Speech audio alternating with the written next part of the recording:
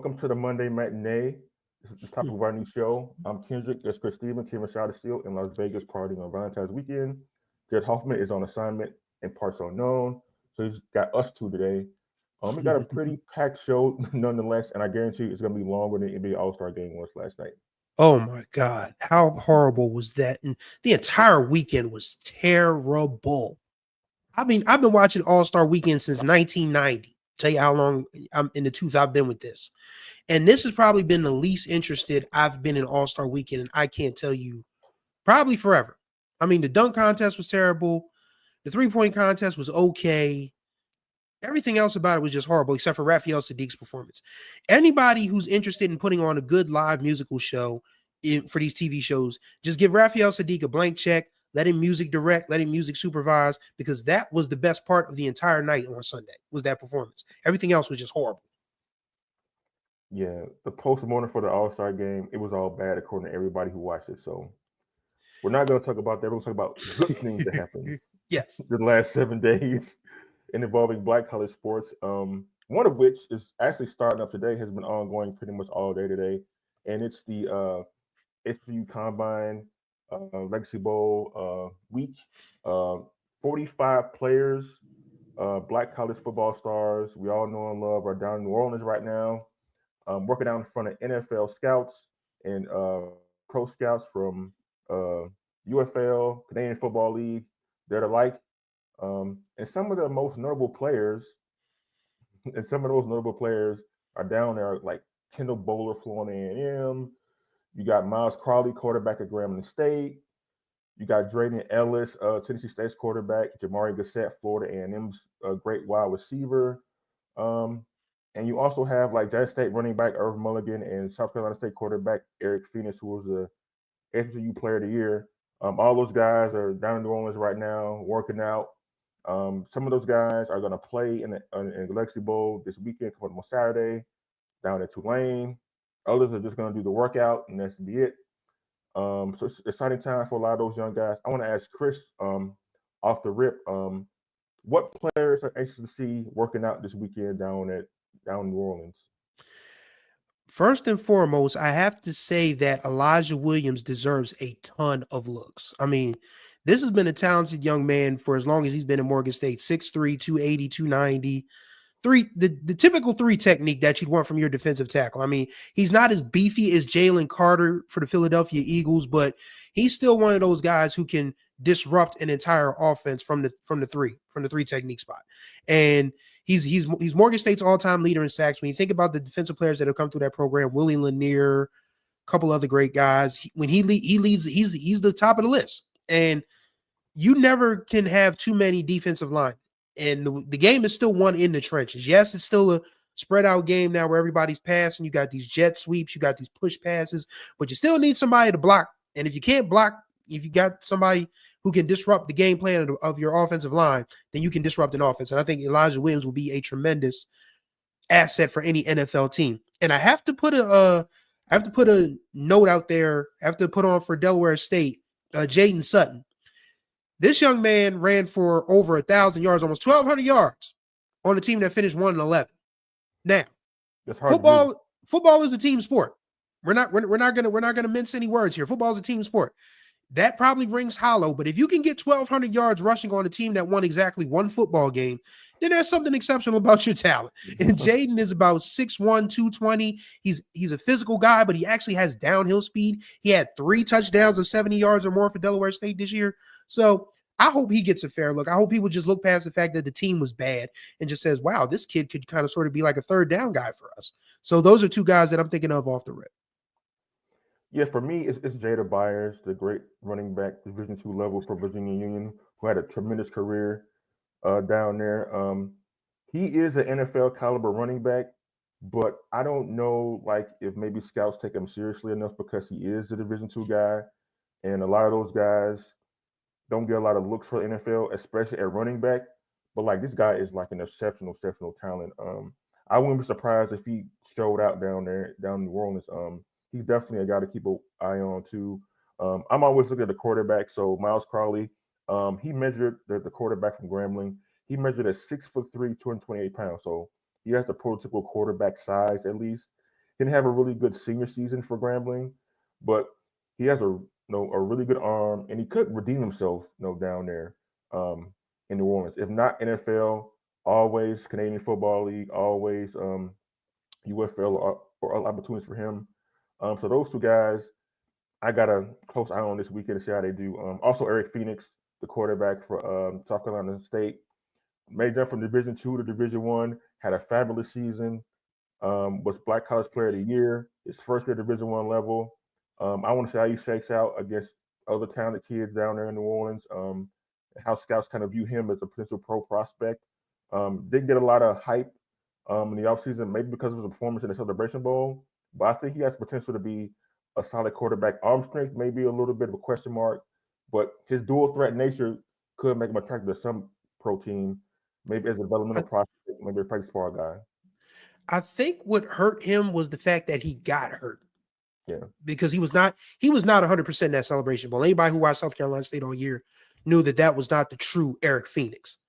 And I think that probably, I don't know if it haunts his coaching staff or himself, but granted, it was still early in that Morgan State game when he got hurt, because I covered that game for us.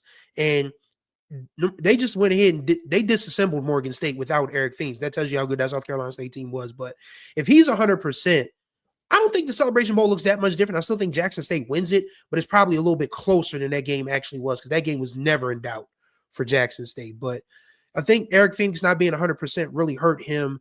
I think this is the second straight year we've had a top MEAC quarterback get hurt and have his pro prospects hurt. I mean, last year was poor Davius Richard. I still hope that young man gets a fair look at some point, because he has the same measurables as Miles Crawley, and he had a much better year in 2023, for crying out loud. So, but hopefully he gets a fair look. Like you said, Miles Crawley did not have a good year, and I don't know how much of that is his fault. I don't know how much of it is the fault of Eric Dooley's play calling, which has always been a hot topic for discussion. But yeah, hopefully some of these quarterbacks get a fair look. And Jada Byers, he's going to be victimized because he is small, 5'7", 185, and he comes from a small school, Virginia Union. But Virginia Union won two Division II playoffs games this year. That's a lot more than a lot of teams did. And Jada Byers was the linchpin in that team's success. So that has to count for something. And the fact that he has rushed for more yards than anybody in the history of the institution, probably among the top 5 or 10 all time in the CIAA if we get a hold of record books. So he's got to be one of those guys that you think of as like a return specialist, the third down guy that can, get you a first down here or there. So I would hope he gets a fair look as well, because he's definitely an NFL talent, in my opinion, as well. Yeah, I know some folks might compare him to Tariq Cohen, the great running back and kick returner from North Carolina A&T, but he's not as twitchy or as fast as Cohen was. Cohen was just an elite athlete, yes, being 5'7". So unless he can play special teams, I think it'll be hard for him to be supposed to be running back at the next level. Still staying on the topic of the Combine and Legacy Bowl, you mentioned last year, Davis Richards get hurt in the actual Legacy Bowl game. That caused a lot of controversy, especially from his head coach, of why they were even doing what they were doing with him at quarterback when he got hurt. But this is the 5th year of the Combine. I want to know from you, Chris, is the Combine, in your opinion, working in getting these guys into the NFL or getting these guys pro opportunities? The short answer for me is no, but the longer answer is it's starting to turn a corner, because when you think about Xavier Smith, who had a big role in the Los Angeles Rams special teams this year, when you think about James Houston, who unfortunately got cut just as the Detroit Lions were having their best season to date until they lost in the playoffs, then he still gets picked up by the Cleveland Browns. So that means that names are cycling around the league, and other scouts and team personnel are noticing. So we're starting to get more kids in the league. We still need more drafted kids, because I'll never forget when I had a chance to talk to Steve Weish, who, of course, oversees all of this stuff and, of course, has been a veteran NFL reporter for many years, Howard University grad. When I talked to him in 2023, he said that it was important that these kids had allies in the room, more faces that look like them in the room. And that's something that the NFL still has to reckon with, because we just talked about how the Rooney Rule,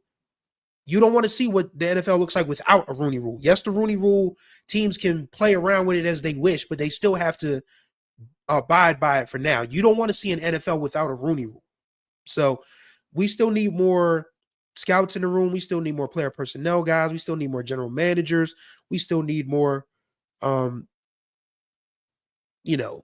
assistant coaches, the folks of that nature that can get that came from HBCUs or have a better understanding of black football players, so these guys can get fair looks. But it still needs to be had, because we only had one guy go to the NFL Combine from an HBCU, and that was the Alabama A&M offensive tackle.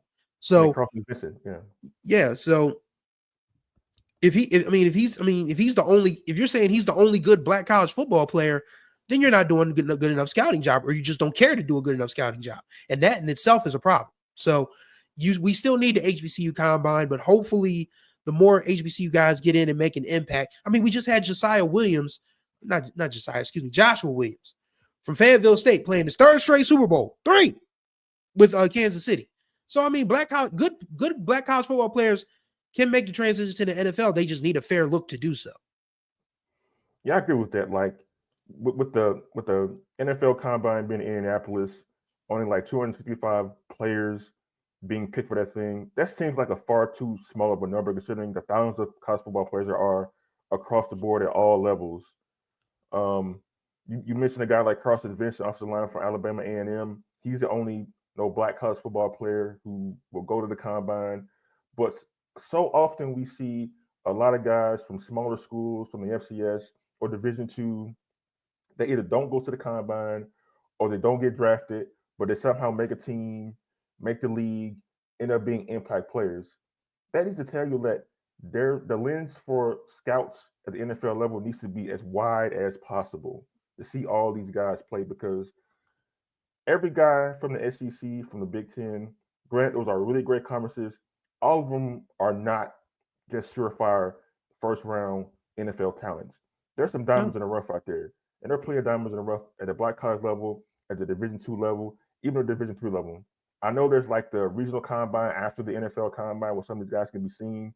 Some teams can like pick certain players out from their local area to come have these guys work out, but that doesn't seem to be enough. Like, is it a situation where scouts have like a bias against like small school guys, or only looking at the guys from the big schools, you think? I would think so, because the reach the NFL had once upon a time isn't the same as it was back when guys like John Stallworth, guys like Mel Blount, Thomas Hollywood Henderson, who of course went to Langston of all places. I was good and grown as an adult when I found out that Hollywood Henderson was from Langston. I was like, word? So, you used to have to go looking for guys back then, because not everybody back in the NFL days of the 60s and 70s were league ready. And you could find guys like, who else can I think of? Walter Payton. Walter Payton was the second pick in the draft. So, Ed Too Tall Jones was number 1. Back-to-back years, mind you. Ed Too Tall Jones went number 1 overall in 1974. Walter Payton went number 2 overall in 1975. So black college football used to be a stop for guys. It used to be a must stop for scouts. Now that, once again, integration has sort of filtered out a lot of the better football players to Power 5s and PWIs, it seems like HBCUs are kind of sort of left in the dust, even though we're still putting out talented players like Joshua Williams, like Xavier Smith, like James Houston IV, and a few other guys around the NFL, Marquise Bell, and Isaiah Land. So, there are guys at the HBCU level that can still play in the pros, but like Champ said, scouts, they just won't put their career on the line for a small player. It's tough. Because if you go, let's just say I'm a scout and I go see a guy from, Delaware State, and I go back, I report to my GM and say, yo, we need him in this 5th round. He can't go past the 5th round. We spend a 5th round pick on him, and for some strange reason, he doesn't pan out. It's going to suck for him that he gets cut, but that same GM is going to look at me like, I can't trust the words you say, and I won't be in a job very long. So, it's tough it's terrible, but that's the reality of the NFL. It is a results-oriented business. And a lot of these guys feel like the best results come from Power Fives and PWIs, and sometimes they look foolish with those picks as well, but they get a little more latitude for those than they do for HBCUs and smaller colleges, unfortunately. Yeah, I think Chad makes a good point here that the undrafted free agent is probably the best route to get to NFL because you get to pick the team you want to be on. You only got to compete with like certain positions or certain guys or certain teams. Like it helped out with Xavier Smith. He goes to the Rams undrafted. He played on the special teams unit, impresses Sean McVay. He was returning kicks. He actually won a game this past season for them returning kick. He's one of the better special teams players in the NFL because he got the opportunity to go to a team that wasn't deep at that position, needed help on special teams, and he uses athletic ability and speed to make a difference.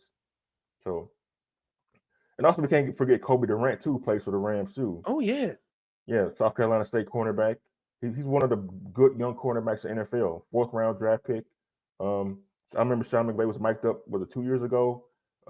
Late in the season, they played against Denver Broncos. He gets 2 interceptions, and McVay goes, "That dude's a baller. That dude's a baller. Yes, he's a baller. He's been locking up guys his whole career, man. Like those guys are doing the NFL." From the MEAC to the NFL, it can be done. I mean, it's harder for our guys, unfortunately. I mean, just to cross-reference sports, I mean, when's the last time we had an HBCU guy in the NBA, for crying out loud? Oh, God. Can we even? I remember Trey Johnson getting a cup of coffee with the Lakers. He played at Jackson State. That was like, what, 10 years ago or something like that? Oh, wait, Robert Covington. Robert Covington last year. Yeah, Robert Covington, man. He's the only active one in the NBA right now, I think. Is he even still on the roster? Because I ain't heard much from him this year. I don't even think Rocco on a roster this year. And he only got a shot because, of course, my sorry behind Philadelphia 76ers were in the tank. And so Hinkie was like, well, we like this young guy from who's not getting any time in Indiana. And he became a 3-and-D guy for the Sixers. So, I mean, it really is about your opportunity, finding the right fit, even at the NBA level and at the NFL level as well. So it's unfortunate, but it doesn't mean that we don't stop advocating for kids at our schools to get better shots, because when they do go and succeed at the next level, it's proof in the pudding that HBCUs are still relevant and our sports can still turn out stars and productive professional athletes. I think the win for our schools in this situation is like those kids being seen by scouts, because I talked to Troy Vincent, who is works in higher ups in the NFL. He mentioned like there was a gap between scouts seeing these black college football players. Like there really wasn't like an avenue at least put in place that could get these guys seen like they're being seen now. So having a combine, making sure teams actually go to these pro days and go to these workouts to see these guys play, which hadn't been done regularly or often at all. So that's a win right there for these kids to be in New Orleans, to get in front of these pro scouts and show what they can do. Now, we don't expect them all to be drafted. It's just getting the opportunity that kind of matters, because like these kids play football, so they deserve at least to have an opportunity to have their skills shown. Absolutely. And it's just sometimes one set of eyes can change your whole life. It's just a matter of which set of eyes it's going to be, what team those set of eyes belong to. But as long as you can, go out there, ball out, do your best, somebody's going to notice. You may start off in the UFL, you may start off in the CFL, but the NFL, I mean, they saying in the chat, average NFL career is 3 years, and NFL is not for long. So, some guys can ruin their opportunities, and then your opportunity could be the next one up. So just always stay ready. That is the key. Always stay ready. And speaking of always staying ready, moving on to college basketball, we're going to talk women's college basketball for a moment here. Yesterday, the NCAA Selection Committee released their top 16 for the tournament. Next week, they're going to do their next 16, the top 16 seeds that they expect to make the 2025 tournament. The normal players. You got your South Carolinas, you got your UConns, you got your Dukes, you got your USCs. Those are like your top seeds. And then for the black college level, it's a little bit murkier than that. But doing a little snooping around, a lot of these websites and these news organizations release bracket busters or bracketology predictions. And so, interesting enough, you find opinions kind of vary and differ depending on what service you use. ESPN, for example, they have their women's bracketology at the top of the screen here. You got North Carolina A&T, who's rolling in the CAA, and Texas Southern being 16 Cs, playing in the first four. And they also have Norfolk State being a 14 seed in the Columbus region against Ohio State. Juxtapose that with herhoops.com. They have Alabama A&M as a lone representative from the SWAC, and they got Tennessee State. I mean, not Tennessee State, Norfolk State representing the MEAC in the tournament.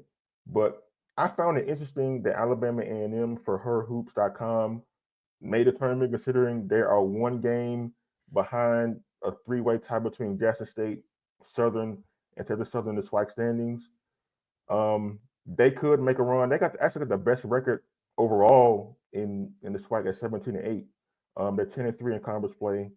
Other three teams ahead of them are 10-2. But Chris, what do you make of all this? What do you make of the prospects for all these teams we have displayed here making the tournament this year? Well, for starters, Norfolk State is right where we said where the starting line should be. They shouldn't be. We all four of us on this podcast before the season really got hot said there's no way Norfolk State should be anywhere below 14. And lo and behold, 14. It really depends on what happens the rest of the way outside of that conference, but because I don't think, as much as I like what Coppin State has done, what Jermaine Woods has done in Coppin State, and what Ty Grace has been able to do to keep that Howard team competitive. Only team that can beat Norfolk State right now in the MEAC on the women's side is Norfolk State. That's it. They can only beat themselves. So if they finish this out strong, and they have 2 SEC wins, mind you, they went into Auburn, into Missouri, and won those games.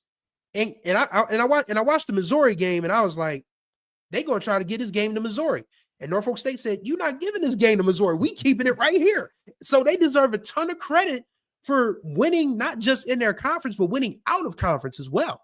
As far as North Carolina A&T, kudos to Terrell Robinson and his staff. I mean, they have been good, very good each of the last 3 years. I mean, they made it to the women's NIT semifinals last year. If they can win the regular season title this year, that would go a long way. Of course, you still have to win a conference tournament because there's 15 teams in the CIAA. I don't know if all of them make the tournament, but it's still going to be a long tournament. I mean, it's still going to be it's a marathon, not a sprint in the Coastal. So if they can somehow win that conference, they definitely will have earned it. And Champ is right; they're getting penalized for the out of conference stuff because the CIAA is probably one of the lower ranked, in terms of strength of schedule and all of that. So I just don't.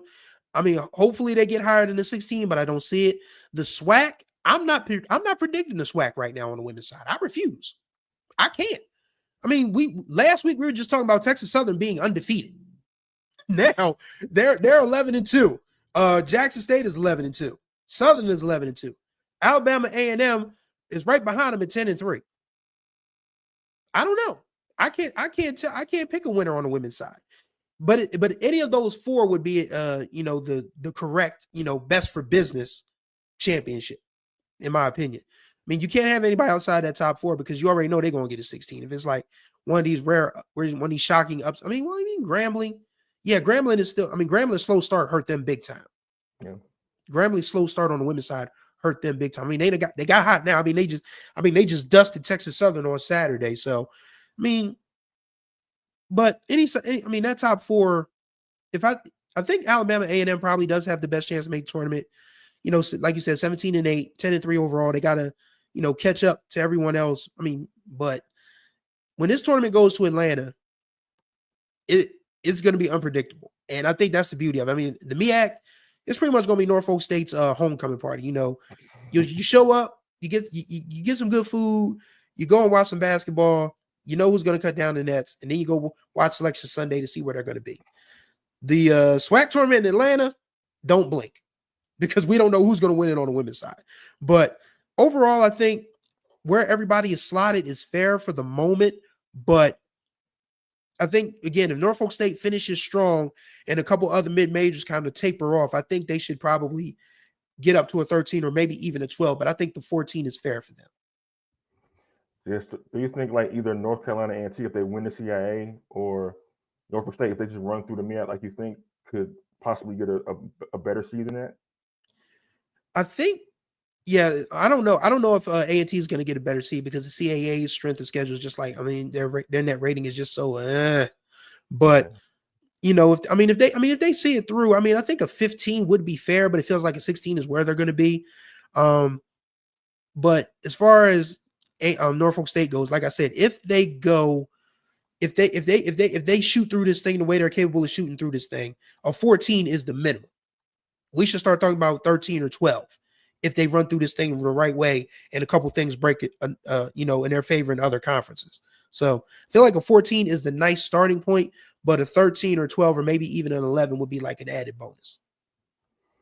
It's going to be rare that a black college gets to see like a 12 or 11 or 10. Yeah. Like they pretty much have to have one of those like 24-3 records to get one of those. Shoot, probably 28 if we keep it in the buck. Yeah, go undefeated in conference play all throughout. I was curious about the men's side. I don't want to leave the men out of here. According to ESPN's latest bracketology, they have Southern as a 16 seed in the play-in game. They will take on, if hypothetically, Auburn in the Lexington region, and they also have Norfolk State on the men's side as a 16 seed, but not in the play-in game. They will go directly to the number 1 seed, which they have now as being Florida. So how are we handicapping the men's side, starting with the SWAC? I think Southern, they've been the class of the SWAC the entire season. I don't see them tapering off too much. Even though the SWAC tournament is always unpredictable, I think they very well may win the SWAC tournament. As far as the men's side goes, and the MEAC has traditionally been tougher. The favorites are tested as they were last year when Howard needed to go down to the wire to beat your Delaware State Hornets last year in the championship final, Chris Stevens. And they're getting hot again. They're getting hot again. They are getting hot again. They're really getting hot again. So Chris, like, how you handicapped in the SWAC starting off?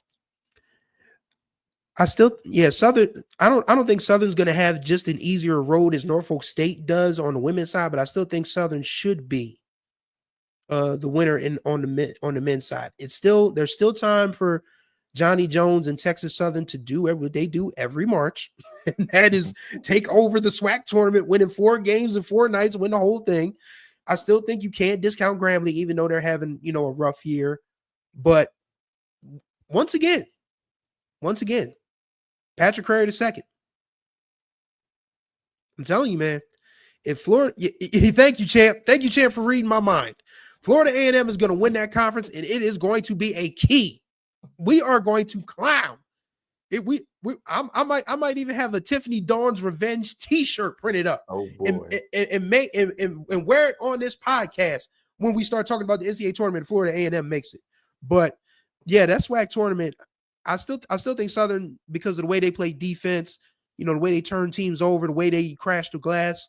That's not something that SWAC teams normally do. SWAC teams are usually just push the pace up and down, try to outscore somebody. But Southern has mastered the art of defense as well. And I feel like that's going to carry them a long way. So for the MEAC, I'm proud of my Hornets. Don't get it wrong. I mean, actually, they play Norfolk State tonight, 7:30, ESPN Plus. Check it out. I will. And I still think Norfolk State just has the team that's more built for the MEAC tournament, because Robert Jones has done a phenomenal job of just filling in with plug-and-play guys. Like, you lose your leading scorer from last year. Okay, find another guard that's just like him. And, of course, Brian Moore Jr. is playing the role of the young man from last year. So it's like he's one of the best. He's probably the best recruiter in the MEAC outside of Coach Blakeney. And right now, this Norfolk State team is just, they got the home court advantage for sure, but it didn't help them last year because they lost to Howard in the semifinals. So, but I think Howard is still the team that's best equipped to beat Norfolk State, even though they just lost by 20 to Delaware State this past week. And I don't know if Bryce Harris is coming back this year for Howard. I hope he does, because that would be a terrible loss for them if he never played this year. But if they get Bryce Harris back, I still think Howard can still win that tournament. But Norfolk State right now, to me, is the team to beat in the MEAC, followed by Howard, followed by Delaware State. And South Carolina State, believe it or not, is having a really good season. I mean, last 2 years, they've had really good years. So that coach has really gotten that program back under, back into a winning way. So, but yeah, Norfolk State, for me, I feel like they should win it. I don't think they'll get any higher than the 16 because the MEAC just has not done well outside of conference. And the same thing for Southern. But if you had to make me pick those two out of those two conferences, I would probably say Southern and Norfolk State are the ones that get it done. I think you're right, Chris. I was looking at the SWAC standings a minute ago, and Florida A&M is in second place in the SWAC. They could have very well made sneak up on Southern and win that whole thing. Like Patrick Query has done a phenomenal job down there. We talked at length about this in previous shows, but the way he entered, yeah, he's gonna get some money this offseason for sure. Yeah, the way he entered that job, because he even said over the weekend, like, we had no expectations on this. Like, nobody expected us to do anything this year. And they exceeded expectations, the little that they had, far and away better than anyone could thought they did. Yes, you're right, champ. Coaching does matter. And he's got my vote coach of the year for SWAC. I'm sorry, Southern. I know you had a great season, but like, to be on a 1 year prove it deal, after taking over their job and to resurrect their program to second place in the SWAC, that's the best coaching job probably in the country right now, I would say. They've got orange and green A on their face right now because this is a dude, and he knows it too. Because I mean, I saw the comments over the weekend. HBCU Game Day posted. He was like, you know, nobody expected anything from us. I'm on a 1 year contract. They picked us to finish 11th. My guys still know they have to come in here and do the work. And look at them now, 8-4, tied for second place. They're 11-12. So if somehow they finish with a winning record, this will be the first winning record for the Florida A&M men's basketball program. I'm gonna keep repeating it until the point gets driven home. Since 2007, 18 years ago, kids who were just starting to be born can now vote. Well, considering provided we ever have an election again, they can vote. They can, they could buy tobacco products if they want to, but kids don't do tobacco. Oh yeah, real quick public service announcement: stay away from the vapes too. That stuff is horrible for you. But yes, 2007. That's the point.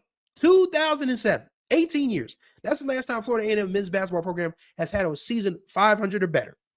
So if Patrick Query II pulls this off, and it's a good possibility he will, then Florida A&M, like we talked about last week, that contract extension, it's got to be to something to do something. It's got to be about, he can't be, I'm not going to say he deserves as much money as James Colsey III, but as the late Mercury Morris once said, he's got to be on the same block as James Colsey in terms of salary, because this is a tremendous coaching job from a dude that they didn't even want. They only gave him the job because it was too late to find anybody else. And they were like, okay, we're going to let this last Tiffany Dawn Sykes hire that we don't like fall flat on our face. Now y'all the board of trustees, your stakeholders, y'all done fell flat on your own faces. How you like him now? Yeah, just one of the great stories of the basketball season so far. The Florida A&M going from almost worst to first. What a time to be alive. Whew. I know, right? Moving on to football. We never stop talking football around here. DeSean Jackson and the Delaware State Hornets today announced their full coaching staff. A lot of NFL names on that list, led by these two guys here, former NFL players, Sammy Parker and Eugene Chung. They both played in the league back in the day. Chris Stevens filled me in that Sammy Parker was a very prominent player on a lot of good playoff teams back in the day. He knew that Eugene Chung played with Drew Bledsoe for the Patriots back in the day. I'm old. I did not know he knew about random offensive linemen, but he does. I'm old. I'm sorry. These are just the random things you remember. You remember Sammy Parker being the slot guy for Herm Edwards Chiefs, and you remember Eugene Chung being one of the first guys entrusted with protecting Drew Bledsoe when he came out of Washington State. So yeah. But yeah, these are guys who have NFL playing experience and college coaching experience as well. So you being an alum, Chris, what do you make of these assistants, not just these two here, but like his entire staff so far? Okay, so ladies and gentlemen, this is important to note. The entire staff has been overhauled. There's not one returner. So this is a brand new Delaware State staff from top to bottom. And I think what DeSean Jackson has done is been true to his word that he was going to get guys with the proper experience. Like there's no real name brand standouts on these coaching staff, but when you look at the resumes, it's like, wow, these guys have been a few places. So it's not a star-studded coaching staff, and that to me gives me cause for optimism, because it's not like, you're going to have guys who coming in, like you don't have Warren Sapp at damn near 50 years old with a mohawk trying to teach guys defensive line. Why does Warren Sapp have that ridiculous haircut? That man is a grandfather, or he's close to being a grandfather. Kendrick is a family man. You're not going to see Kendrick Marshall with a damn mohawk. Lord willing and the creek don't rise, I'll turn 44 September 25th. I'm not going to be wearing a mohawk. It's absurd. It's absurd. But back to the point. This entire coaching staff is full of experienced guys. I mean, the names aren't going to wow you. They're not going to knock you out. Like I said, you have to be like a real fan of football to remember Sammy Parker or Eugene Chung like I do. But these are guys with experience. These are guys with coaching backgrounds. These just aren't guys that DeSean called off the street and say, hey, come help me coach the Delaware State football team. And that to me gives me cause for optimism. I still think this team needs to make some inroads in terms of recruiting, even though the recruiting class that he has is pretty sizable. We still have to wait to see what happens when these guys hit the field. But it's all starting to come together now. It feels like this is less of a pipe dream and more of working towards something tangible, something sustainable, something that can be built upon. So I have to get DeSean an A on this. I mean, like I said, I wanted to see what his coaching staff was going to look like. And then when I went through these guys' resumes, I was like, okay, let's roll. Yeah, the thing about DeSean Jackson, like he needed to have experience on his staff, like with him being a first-year coach. Yeah. With him being a second-year coach in football altogether. He only spent 1 year as offensive coordinator out in California at a high school. So he really needed to lean on some guys that could help him get through this first season as a head coach at a Division I program. So I don't know too much about the backgrounds as intently as Chris does, but I'm happy to see like he's leaning on experience here and not just getting his boys to come along with him and for the ride like some coaches might do. So he's taking his job seriously, as you mentioned before. The recruiting class, Chris, very well done. Got some high level transfers. Got some guys who've done it in college football who've been some really good high school players. So DeSean Jackson, he may be young and inexperienced, but like he's going about this thing as someone who wanted to be in it for the long haul and not want to get a cup of coffee at Delaware State and try to go somewhere else. He really wants to build this the right way, I think. So with that being said, Chris, do you think this staff combined with the recruits he's able to get in the signing period will help help Delaware State be a little bit better than they were the last two seasons under Lee Hole? I think so. I'm still not putting this team on contender status. I can't do it yet because I have to see the product on the field first. But I think just by bringing in new talent, and he was true to his word. He said he was going to get a Delaware kid. He got one of the top edge rushers on the East Coast to flip because that kid from Red Lion Christian was actually going to go to Jackson State first. Like, no, I think I'll stay home and go to Dover. Hallelujah. So, I mean, he's already making that for Delaware State to get a guy like that.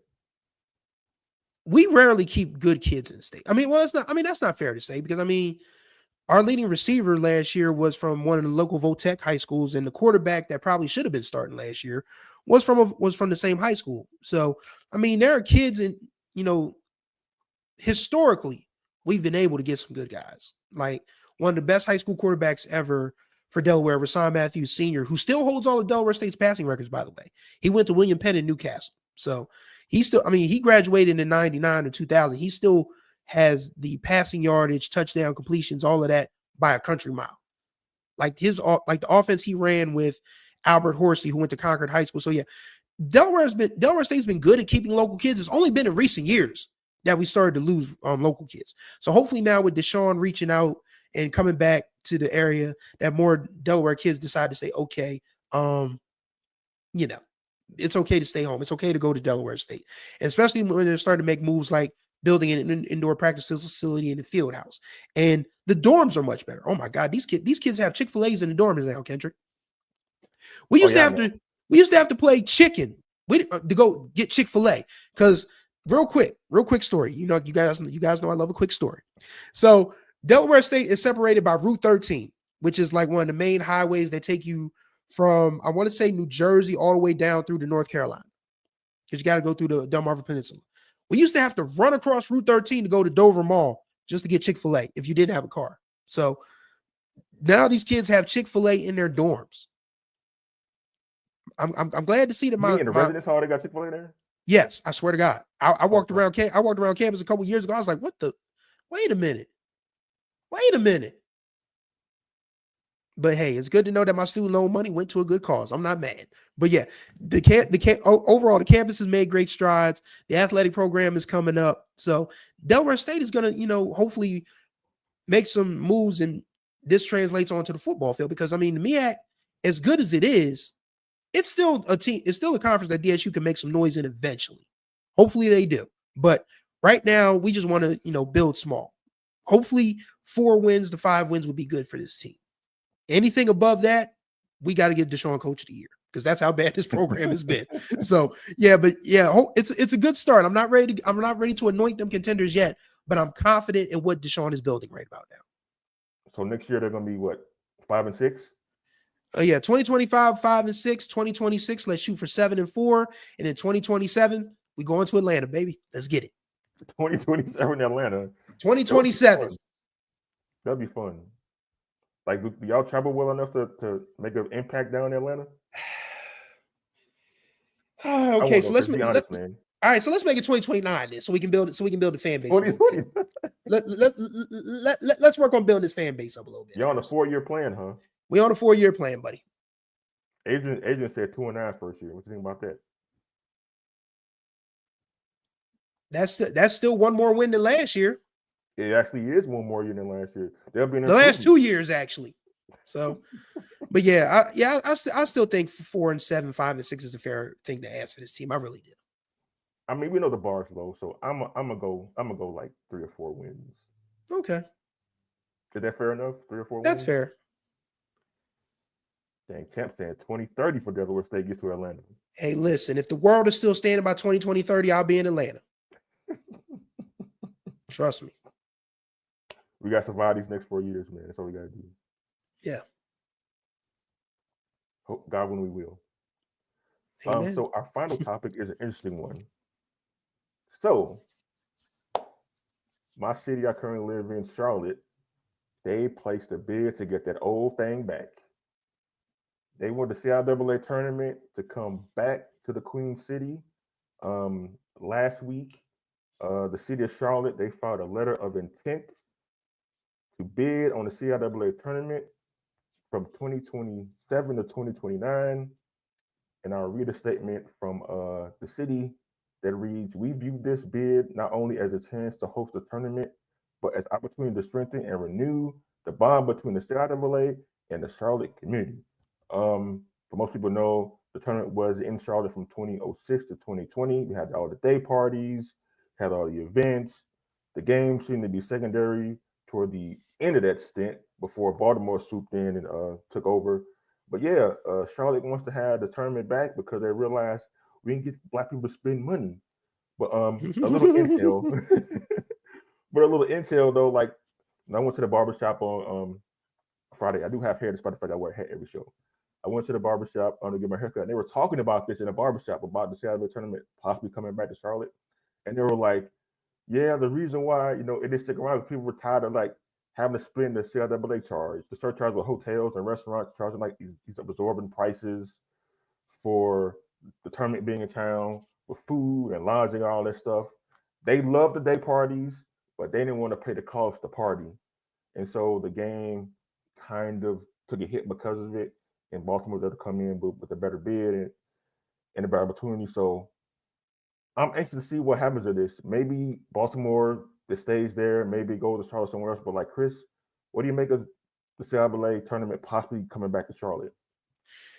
Well, for starters, I do want to touch on the infamous CIAA tax that local Charlotte businesses put on people that went to the tournament. And that to me is the reason that the CIAA should not go back to Charlotte. Because when you look at what that represents, when you're taxing a black ass event it looks funny in the light. Like you're saying, okay, all right, the colors are in town. Let's hit their pockets. Let's make them, if they really want to, if they really want to, have this event, then they'll pay the cost. And people was like, I ain't paying the $5. And Baltimore was like, well, you don't have to worry about that here. We just love a good party. You can come get some crab cakes. You can, you can beat your feet to some Baltimore club, and just have a great time and enjoy the tournament. And truthfully, the attendance is going up every year at the CIAA in Baltimore. So the CIAA, and I know Commissioner McWilliams Parkers is going to look at this very, very closely. Very, very closely. She's a smart lady. She's going to do what is best for her conference. And if that means going back to Charlotte, then that's what's going to happen. If it means staying in Baltimore, then that's what's going to happen. But I would think that the CIAA would know better. And to quote Stephen J. Gaither, he said on Facebook one day, he said that Charlotte is the toxic ex that the CIAA needs to let go. And I agree, because, granted, it's unfortunate that a place that held the tournament for 15 years doesn't have it anymore, but you have to cycle out the ignorance of certain businesses, certain commerce folks who say, okay, the black folks are in town, so let's charge their black asses for being black. And I just can't see in good faith that Charlotte would be able to cycle out that ignorance in time for 2027. Or 2027, yes, because Baltimore's contract runs through 2026. So I don't see it happening. And I think for now, the CIAA has its best fit, honestly, is in Baltimore. So as much as it's nice to talk about, I just don't think it's feasible or, good. I just don't think it's good enough for, Charlotte to get the tournament back, because the way they just hit people over the head with those surcharges, it just didn't make sense. And Baltimore right now is just, done a good job of promoting the tournament. You already hearing stuff on the radio now. I live in Delaware, and you got Baltimore radio stations talking about CIAA and come on down and all of that. So I think the CIAA tournament should stay in Baltimore. Yeah, like going over some numbers, like for the CIAA tournament now that was held in Baltimore last year, over 63,000 people total attended the tournament for all the days it was held in Baltimore last year. And that kind of far exceeded the numbers, at least for the last couple of years in Charlotte. You mentioned before, like the black tax and people and businesses want to take advantage of black folks. I kind of know why that is, because living in Charlotte the last 3 years, this is one of the fastest growing cities in America. Like people coming from New York, they coming from Florida, they coming from Atlanta, they coming from, ironic enough, Baltimore to live in the area. And so like the city sees this, like, how can we like make up some of this, some money for people moving to this city and moving to this area? And so having a big time sporting event in your town is one way to do that. If you can't get it through taxes, you can't get it through other avenues, but like doing it this way is another way to get some more money in the city and stimulate the economy that had been kind of like upended by COVID the last 5 years. So Charlotte got their own ulterior motives for this, but if it's doing well in Baltimore, like I don't see how the CIAA can say, no, we don't want the tournament back in Baltimore again. I know Charlotte is maybe a more attractive city, but if it's doing well in Baltimore, it should probably stay in Baltimore, as far as I'm concerned. Despite the fact I'll miss out once again on all day parties right here, but a small sacrifice keep a good thing going. If it ain't broke, don't fix it. Hey, Jared Hoffman has a good time every year he goes. He's going again this year for us. So, it's unfortunate, but Charlotte, as my grandmother used to say, once again, my grandmother's favorite saying used to be, a hard head makes a soft you know what. And Charlotte was real hard-headed with that CIAA tax, and now they kind of rubbing their behinds a little bit, talking about, oh, we sorry, we won't do it again. And in Baltimore and the CIAA is like, oh, I know you won't do it again. Those of us who had parents who were big on corporal punishment, you know what that's like. So I just can't see Baltimore losing the tournament, especially since they're making such great strides with everything with respect to the CIAA tournament. I think they deserve to keep it, and likely the CIAA will agree and keep it there. Yeah, because like the mayor of Baltimore, like staunchly behind the tournament. Like the governor of Maryland is staunchly behind the tournament being in Baltimore. Man, so. them two they're gonna be there kicking it, man. Westmore and I don't want to say Brandon Robinson. I think isn't Brandon Robinson Chicago's mayor? Yeah. All right. I can't remember the young man who's the name of Baltimore, his mayor, their mayor, but he's black too. But Westmore, I know. Westmore was at a campaign event rapping Method Man's Bring the Pain. So he gonna be there. Westmore gonna be there. Baltimore's mayor is gonna be there. So I just can't see the CIAA losing that sort of cachet and saying, all right, we're going back to Charlotte. Nah, that tournament is definitely staying in the Charm City. No doubt about it. Somebody asked in the chat, like, could a tournament like move from like location to location?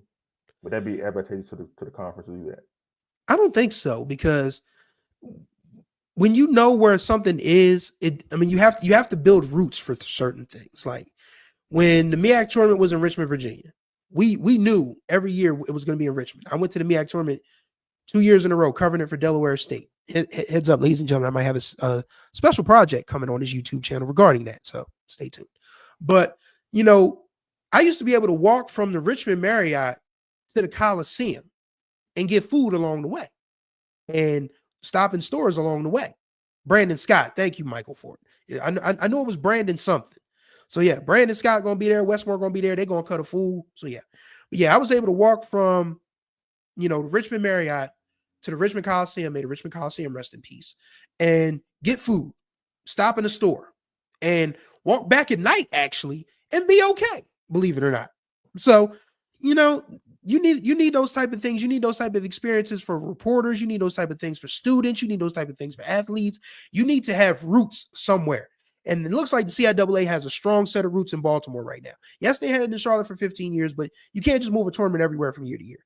Because imagine if the MEAC went from Norfolk this year to DC the next, and then Greensboro after that, and then Charlotte after that. It just wouldn't make sense, because everybody's like, it's where this year now? Oh, we gotta set this much money aside. I mean, if a tournament stays in one place for one spot, you know where everything is, you know where it's going to cost, and you know what time you got to get there. So it just makes more sense to keep a tournament in one spot.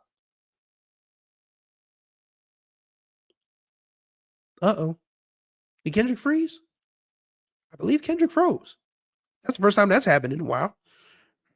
All right, so while Kendrick gets himself unfroze, let's take a look at this comment. Charlotte, North Carolina is still the South. What did y'all expect? It's not from them like Jackson, Mississippi is. Don't be surprised how some businesses treat people. Oh yeah. Kendrick, his Wi-Fi froze, so he'll be back shortly. But in the meantime, the SWAC tournament is in Atlanta this year, and I believe the SWAC tournament will stay in Atlanta this year. Oh no, that's not the sign I wanted. Sorry, Adrian. I mean, okay, Kendrick's back now. All right, so we're good. Kendrick? Yeah, you were saying, Chris? I was saying that that it just makes more sense to keep a tournament in one spot, because you already know where everything is. You already know what's going to cost. You already know what date the tournaments are going to be. So if you just move a tournament from year to year, then you're just going to confuse your fan base. So you just have to keep a tournament where it is. Yeah, and I think that's what the goal for the SWAC was, moving it out of Birmingham, and now it's going to be in Atlanta. Driving down to Atlanta for the Celebration Bowl, you could like see like where the site of the SWAC basketball tournament is going to be. It's right near 2 hotels, so people can like walk from the hotel down to the arena in like 5 minutes. It's really like easy to get to, and I think Leeds want to make these events more convenient for fans to travel to, and not have to worry about like a black tax or something like that. Have to worry about traveling too far outside of the area to go to these things, because like quiet is kept. Like people don't travel a lot for basketball like they used to or ever did. So like having it in a single location where everybody get to in and out quickly, not much hassle, it's going to be advantageous to the league. Yeah, and I think that's why the MEAC should absolutely just, be buddy with Norfolk for as long as they can, because it's not going to get much more central than that. Literally half the conference is split now, unless they unless they add a team from Georgia or Tennessee. Tennessee State was up, or Chicago State. I mean, you literally have half the tournament on one side. You got Howard, Delaware State, Morgan State, Coppin State, UMES, and then you got Norfolk State, North Carolina Central, South Carolina State on the other side. It's perfect. It's a perfect split. It's a perfect split. So yeah, okay, and Ford. So that's not far. I flew into Hartsfield Jackson once upon a time. I don't know why people say Hartsfield is a hard airport to navigate, by the way. That's weird to me. That was the easiest airport I've ever been in. And I fly out of Philadelphia International. Philadelphia International is annoying as all get out. But I love Hartsfield Jackson. The plane train, the TSA reps who always got a bad attitude, but still, they bounce your stuff up to you. But I still love Hartsfield Jackson. But yeah, the plane train is elite, man. I think that's something a lot more airports should have, like some sort of like transfer. The Fighting Mickeys, Lord have mercy. He's like your kid is enjoying Babyface in Vegas. Yeah, he's enjoying Babyface in Vegas. You don't care about us. Yeah, the boss man and his lovely bride, who apparently is a fan of my YouTube channel, which I greatly appreciate. Thank you, Ms. D. They are in Vegas enjoying Babyface, so we are here, giving you guys the 411 on HBCU Sports. But yes, just keep a tournament where it is for a few years, and if it doesn't work, then you can move it again. But you need at least 3 or 4 years in one spot to figure out what works and what doesn't. Yeah. We ain't trying to be like the Big Ten and ACC having teams like on one side of the country or the other, and they have a tournament in the middle of the country. USC versus North Carolina in Indianapolis. It's the ACC championship game. What? When your conference games are starting at 10 o'clock at night because they're being played in Washington State, that's a problem. There's nothing Atlantic Coast Conference about that at all. The problem. Yes. Like Stanford's going to come here next year to play North Carolina in the ACC game. I'm like, okay, Stanford, they're the coast of something, but not on the East Coast. Agreed, man. That money making. Ooh, what that rapper say? Ooh, what that money maker do? I know, right? That's what I'm kind of glad. Like some of our conferences aren't expanding like to that extreme to get money, because like these regional familiarities matter. These regional rivalries matter. Like I know, like at the upper echelon Division I level, they're chasing this football money, so they don't care if like USC's in the Big Ten or Stanford's in the ACC. But like college sports, the essence of it is regional ties, local ties, and for that to be ruined takes them just disheartening to me. But like I'm glad like we in this regard, is it a good way, it's taking tradition and trying to make it at least somewhat reasonable for folks, despite the fact people want Tennessee State to come to one of the black colleges conferences. But it's a pipe dream though. Yeah, we can only dream about it. But yeah, our rivalries still matter. I mean, we still have Florida A&M versus Bethune-Cookman. We still got Jackson State versus Alcorn in the Soul Bowl. Delaware State versus anybody north of the Mason-Dixon. I mean, we still got smoke for Howard. We still got smoke for Morgan. I mean, of course, North Carolina's Central versus South Carolina State, North Carolina A&T. That triangle they got.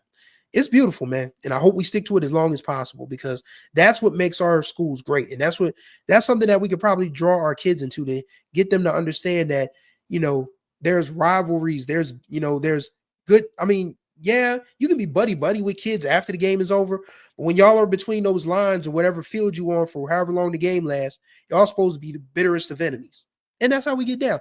I mean, Adrian Crook and Israel Carey just been throwing bombs back and forth at each other in the chat about Southern and Jackson State. So I mean, they're not going to fight each other. I mean, they just talking noise. I mean, that's the beauty of it.